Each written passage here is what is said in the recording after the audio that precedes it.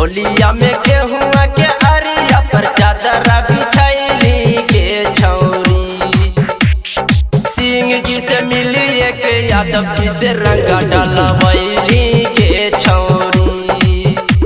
सिंह जी से मिली के यादव जी से रंग डलवैली के छौरी।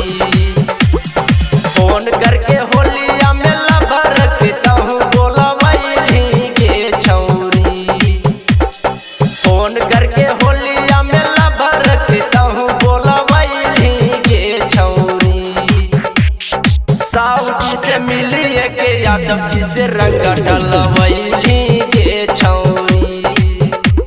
साहू जी से मिली के यादव जी से रंग डलवैली के छौरी।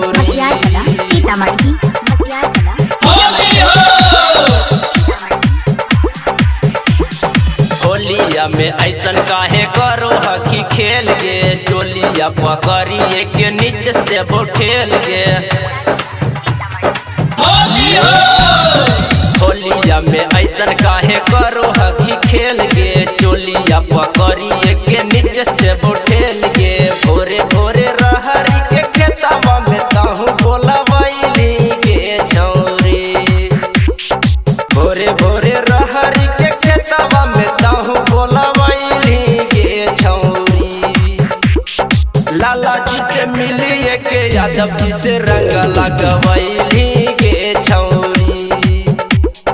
लाला जी से मिली के यादव जी से रंग लगवैली के छौरी।